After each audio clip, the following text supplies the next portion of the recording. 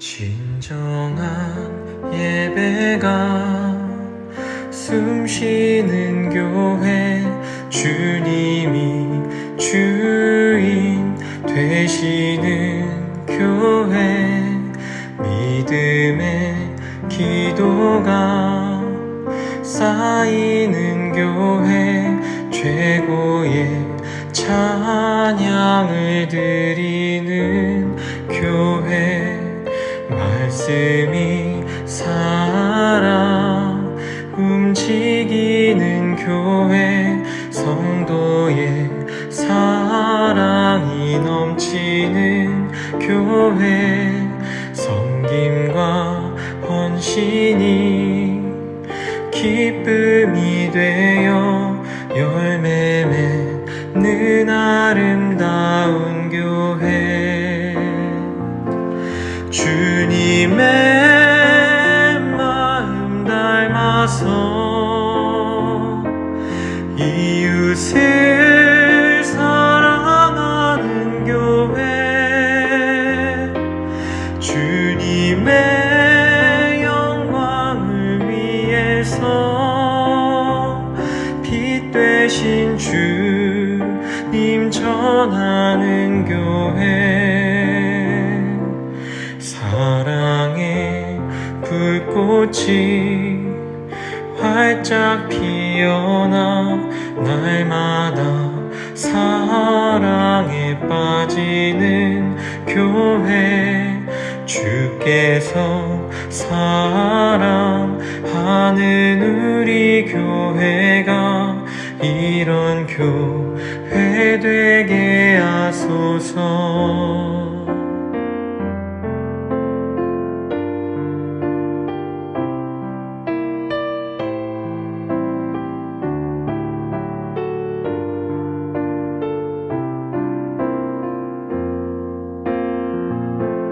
주님의 마음 닮아서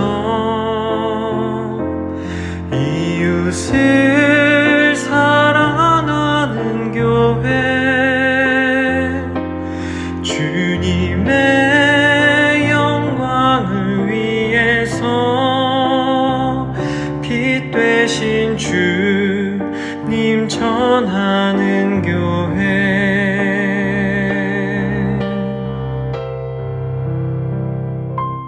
사랑의 불꽃이 활짝 피어나 날마다 사랑에 빠지는 교회, 주께서 사랑하는 우리 교회가 이런 교회 되게 하소서. 함께 기도하시죠. 하나님, 감사해요. 오늘도 우리에게 새날을 주시니 감사하고, 이제 더운 여름도 서서히 힘을 잃고 또 은혜의 새 계절이 찾아오고 있음을 느끼면서 하나님을 찬송합니다. 우리에게 또 가을을 선물하실 주님, 우리에게 또한 추수 감사의 그런 복된 계절 또한 선물하실 주님께서 말씀하시고 지도하사 은혜와 성령, 열매로 충만한 그런 새 계절을 맞이하는 복된 교회 되게 하시기를 원합니다. 이를 위해서 저희가 또한 함께 연합하며 사랑하며 봉사하고 섬기는 복된 교회 되기를 원하오니 우리에게 말씀하여 주세요. 예수님 이름으로 기도하옵나이다. 아멘. 우리 함께 주신 말씀 또 암송 구절 같이 선포하겠습니다. 이사야 32장 15절입니다. 마침내 위에서부터 영을 우리에게 부어주시리니 광야가 아름다운 밭이 되며 아름다운 밭을 숲으로 여기게 되리라. 이사야 32장 15절 말씀. 아멘. 자, 오늘 우리에게 주신 주님 말씀은 이사야 1장 17절에서 18절의 말씀입니다. 우리 같이 크게 합독하겠습니다. 선행을 배우며 정의를 구하며 학대받는 자를 도와주며 고아를 위하여 신원하며 과부를 위하여 변호하라 하셨느니라. 여호와께서 말씀하시되 오라 우리가 서로 변론하자. 너희의 죄가 주홍 같을지라도 눈과 같이 희어질 것이요 진홍같이 붉을지라도 양털같이 희게 되리라. 아멘. 주님께서 우리에게 그런 구원의 은혜를 베푸시면서 사랑하시는 독자 예수님의 보혈을 우리에게 그렇게 선물하여 주심으로 말미하여 우리 죄가 주홍같이 붉을지라도 희어질 것이라고 은혜의 복음을 선포하시죠. 그러나 그렇게 용납받고 용서받고 사랑받은 백성들이니 너희 또한 서로를 섬기고 연약한 자를 돌보면서 그렇게 함께 연합하고 봉사하는 공동체를 세우라는 말씀입니다. 여러분, 우리 잊지 마셔야 됩니다. 성숙한 자가 연약한 자를 돕고 섬기는 것이에요. 성숙한 자가 연약한 자를 돕고 섬겨요. 우리가 왜 남편과 아내를 두고 서로를 향해 돕는 배필이라 하잖아요. 돕는 배필들의 특징이 뭐예요? 서로가 많이 달라요. 그래서 그 다른 부분 안에서 나의 강점이 저 사람의 약점일 때가 많고 내 부족함이 저 사람에게는 지혜이고 탁월함일 때가 많거든요. 서로 도우라라는 거죠. 성숙한 지점을 가지고 누군가의 부족한 지점을 도와주라라는 말씀 아닙니까? 서로에게 돕는 섬김과 봉사가 없는 교회라면 그 교회는 사실 성장하지 못할 것입니다. 풍성하지 못할 것입니다. 우리는 창세기에서 하나님께서 아브라함에게 복을 주시면서 그를 어떻게 섬세하게 섬기시는가를 연구해 볼 필요도 있어요. 예를 들면 창세기 15장입니다. 아브라함에게 후손의 번성, 그런 복을 약속하시는 하나님. 1절에 보니까 여호와의 말씀이 환상 중에 아브라함에게 임하여 이르시되 아브라함아 두려워하지 말라. 나는 내 방패요 너의 지극히 큰 상급이니라 하셨어요. 그랬더니 아브라함이 저에게는 자녀가 없습니다. 저의 상속자는 다메섹 사람 엘리에셀이 돼야겠죠 하면서 자기의 종을 언급합니다. 그랬더니 그 사람이 너의 상속자가 아니라 내 몸에서 날 자가 내 상속자가 되리라고 4절에서 언급하신 뒤에 아브라함을 데리고 바깥으로 나가셔요. 5절 그를 이끌고 밖으로 나가 이르시되 하늘을 우러러 무뼈를 셀 수 있나 보라. 또 그에게 이르시되 네 자손이 이와 같으리라 하시면서 큰 민족이 너의 자녀 후손들로 인하여서 일어날 것이라고 약속을 하시고 복 주시죠. 그랬더니 아브라함이 여호와를 믿는 거예요. 6절 아브라함이 여호와를 믿으니 여호와께서 이를 그의 의로 여기시고 그리고 나서 특별한 언약을 맺으시는 행동을 하십니다. 하나님께서 작은 자 하나에게 먼저 다가오셔서 섬기시고 봉사하시고 교제하시고 상담하시고 살피시면서 은혜의 언약을 맺으시죠. 8절 봅시다. 그가 이르되 주 여호와여 내가 이 땅을 소유로 받을 것을 무엇으로 알리이까? 그 어떤 약조의 증거가 무엇입니까?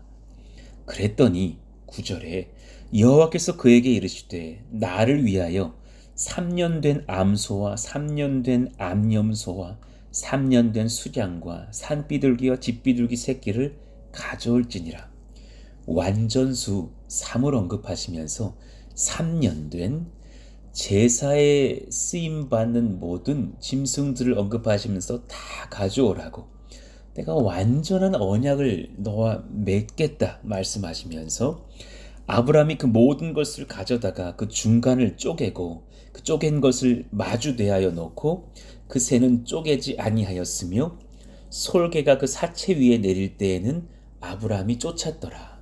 그렇게 언약을 약조할 만한 당시 왕과 왕의 신하 봉신이 맺는 관계의 그런 약조의 방식을 하나님이 택하여 주십니다.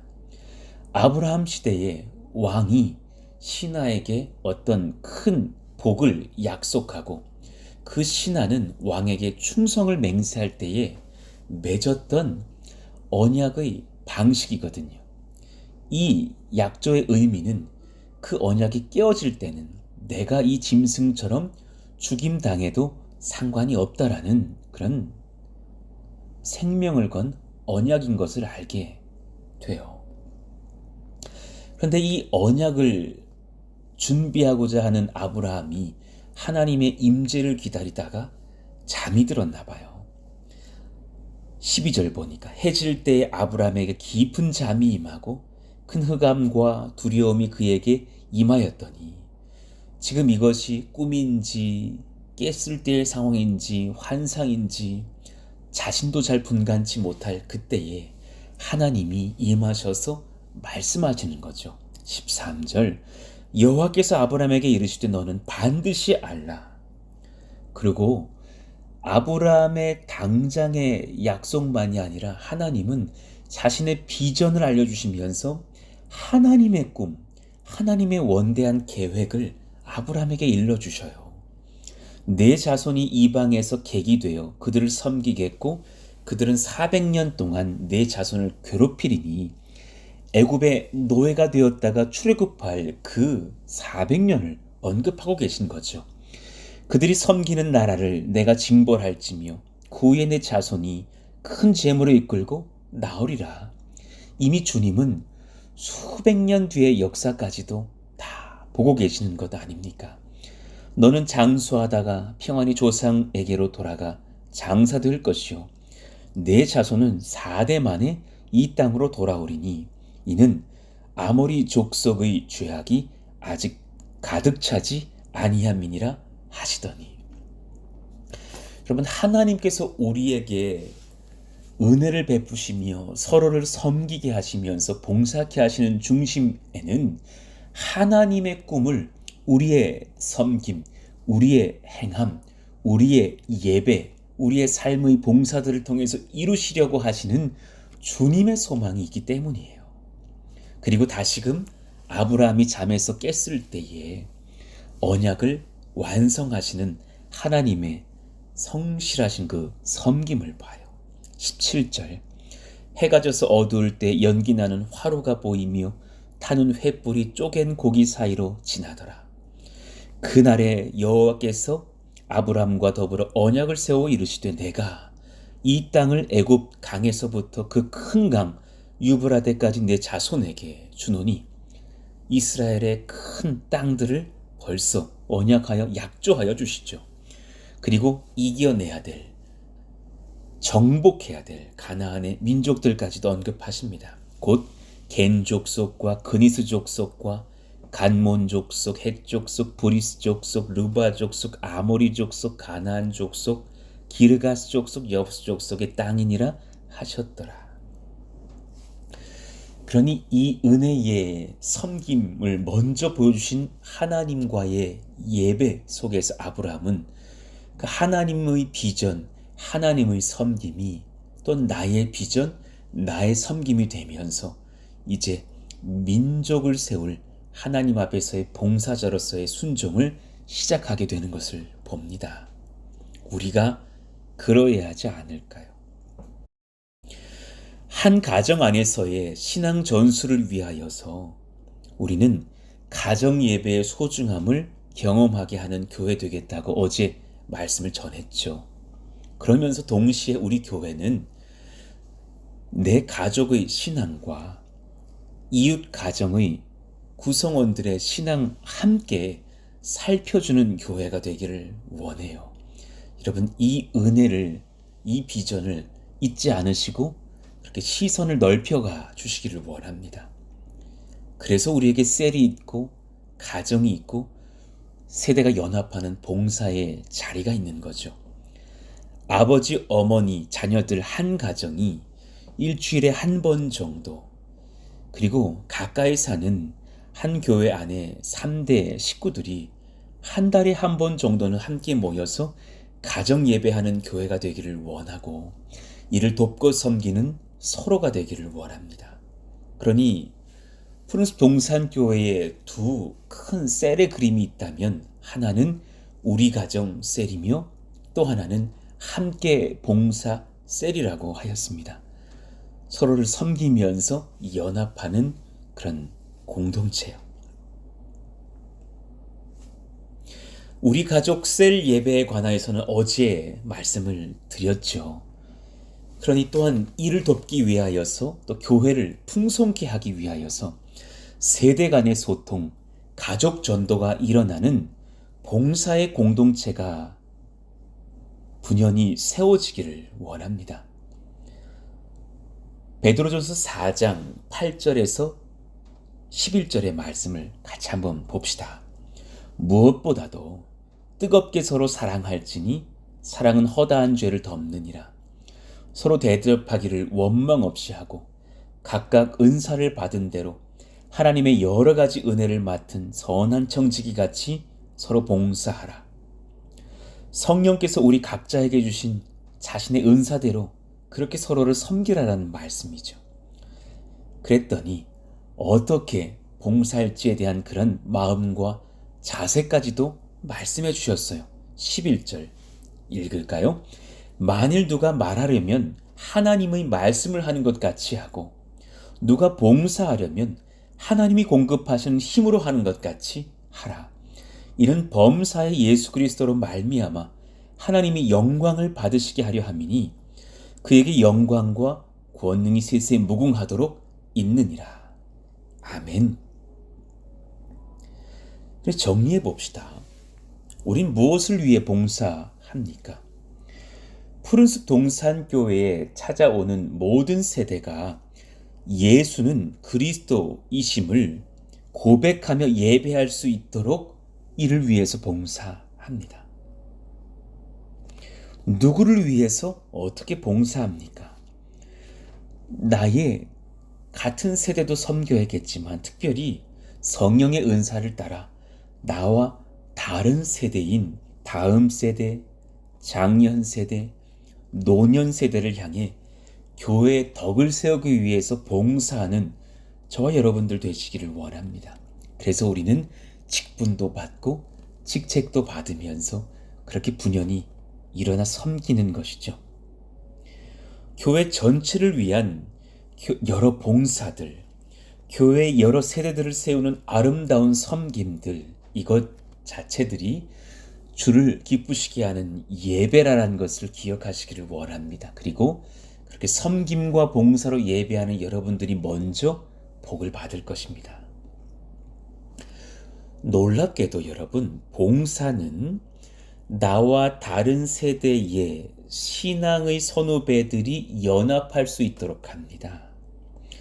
나와 10년 이상 나이 차이 나는 분들과 친해지기 여러분 쉬워요, 어려워요? 그거 쉬운 일 아니에요. 그런 분들과 셀 나눔만 하면 서로가 연합이 잘 안 된다는 것을 저는 여러 공동체들을 보면서 느꼈죠. 20대와 30대 청년들이 셀 나눔만 하면 나중에는 불편해 하더군요.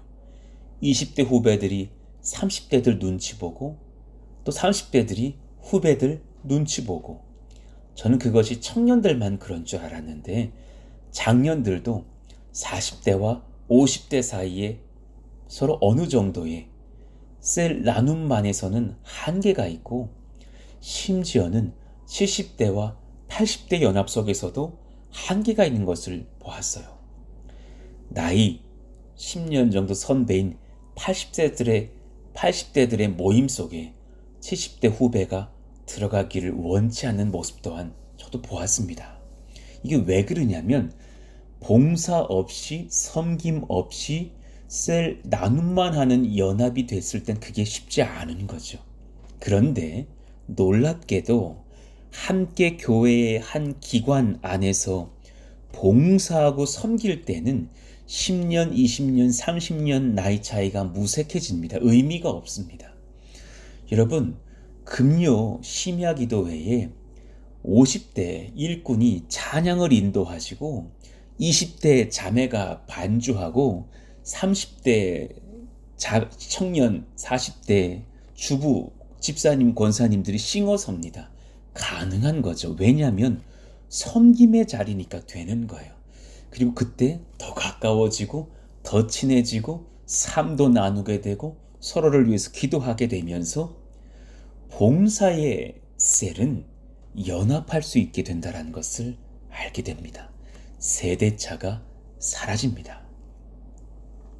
사도행전 16장 1절에 보니까 나이가 많은 노련한 선교사, 사도, 목회자 바울과 젊은 청년 전도사와 같은 디모데가 가까워져 있는 거죠. 왜냐하면 함께 선교했으니까, 함께 봉사했으니까. 바울이 더베와 루스드라에도 이름에 거기 디모데라 하는 제자가 있으니 그 어머니는 믿는 유대 여자요 아버지는 헬라인이라 하면서 그를 아주 가까운 사도 바울의 제자라고, 이제 바울의 일을 또한 장차 대신 감당할 하나님의 일꾼이 될 것이라고 그렇게 칭찬하며 그들 간의 연합이 되어 있음을 성경은 증거합니다. 그러니 여러분 기억하셔야 돼요. 제자반, 양육, 설교, 예배 등을 통해서도 우리는 지혜와 지식을, 주님의 말씀 지혜를 배워야 되지만, 그러나 그것만으로는 부족해요. 봉사를 통해서도, 섬김을 통해서도 더욱 가슴에 남는 것들, 머리에 남는 것이 아니라 가슴에 남길 만한 사랑과 은혜와 서로를 향한 기도와 성숙과 용납과 용서를 배웁니다. 저는 이것이 참 중요하다고 봐요. 그래서 배움에는 이 두 가지가 같이 가야 된다고 보는 거예요. 그렇게 제자반, 양육, 예배, 설교 등을 통해서 배우는 그런 지성의 배움도 있어야겠지만, 삶의 헌신과 봉사와 섬김을 통해 배우는 그런 몸으로서의 가슴으로 남기는 지혜와 사랑의 교육도 필요한 것입니다. 이 둘이 연합할 때 한 성도가 얼마나 정말 크게 성장하게 되는지 여러분 아십니까? 너무 감사한 거죠. 제가 신학교에서 혹은 성경을 통해서 설교의 지혜도 배웠지만, 목회 대부분의 지혜는 봉사하는 자리에서 거반 다 배웠습니다. 어린 나이 때부터 초등부 교사도 해보고 중고등부 교사도 해보고 성가대도 해보고 무슨 부서의 인력원도 해보고 셀 리더도 해보고 또 찬양 인도자도 해보고 또 여러 가지 예배팀의 일원으로 수련회를 돕기도 하고 애쓰고 수고하는 중에 세상에 하나님께서 장차 이 철없던 제가 목회할 만한 지혜도 다 그 가슴에 남겨주시더군요. 그것이 가능한 이유는 몸으로 섬기게 하셨기 때문인 줄로 제가 인정합니다. 얼마나 감사한지요. 그러니 마태복음 11장 28절에 보면 수고하고 무거운 짐진 자들아 다 내게로 오라 내가 너희를 쉬게 하리라 하셨잖아요. 이 말씀을 먼저 내 자신에게 받는다면 지쳐있는 우리가 주님께 나아가 예배하면서 주님 앞에서 은혜와 평강과 안식을 얻게 하신다라는 말씀이죠. 그런데 그 다음 절이요. 나는 마음이 온유하고 겸손하니 나의 멍에를 메고 내게 배우라 하시는 거예요. 멍에를 짊어지게 하신대요. 소가 코에 구멍을 뚫어가지고 주인에게 그렇게 고리가 걸리고 어깨에 짐이 지워지고, 그럼 그 주인은 소를 이끌고 앞으로 나아갈 때 소는 주인만 보면서 주인 따라가며 봉사하며 밭을 갈게 되는 것이 아닙니까? 수고하고 무거운 짐진 자들아 내게로 오라 내가 너를 쉬게 하리라 하신 뒤에 바로 등 따시고 배부르게만 하시는 것이 아니라 나의 멍에를 메고 내게 배우라라고 말씀하신다라는 것은 너 또한 누군가에게 수고하고 무거운 짐을 내려주게 할 예수님의 봉사자가 되어라. 예수님의 사랑의 메신저가 되어라. 사랑의 섬김을 감당하는 일꾼 되어라. 라는 말씀 아닙니까? 그리고 약속해 주시잖아요. 내 멍에는 쉽고 내 짐은 가벼움이라. 여러분, 교회를, 주님의 나라를 섬겨보셔요. 신기하게도 그렇게 어렵지 않습니다. 수고도 있고 때로 헌신도 하고 희생도 하지만 그 안에서 기쁨이 샘솟고요. 내가 짓이겨진 것 같은 고난이 임하는 자리가 아니라 도리어 나를 회복시키시는 그런 생명의 은혜를 얻는 참 복의 통로라는 것을 알게 됩니다. 봉사하며 함께 연합하며 우리는 주 안에서 사랑과 용서와 용납을 배우게 됩니다. 참 귀한 것이라고 봅니다. 용서하고 용납하는 것. 청소년들을 섬기다 보면 어떤 아이들은 얼마나 이기적인지, 얼마나 무례한지 그런 아이들을 대하다가 상처받는 목회자, 그런 교사들도 보았습니다. 저도 그런 상처 받아봤습니다.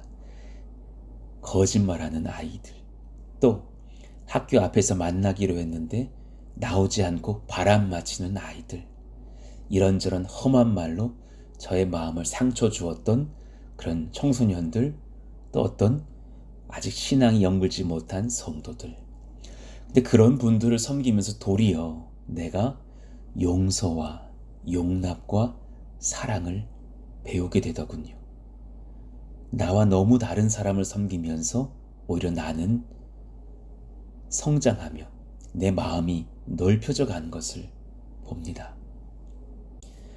여러분, 그런 은혜의 자리를 마다하지 마십시오. 어떤 분들이 그럽니다. 일전에 교회에서 섬기다가 상처받아서 저 이제 안 섬깁니다.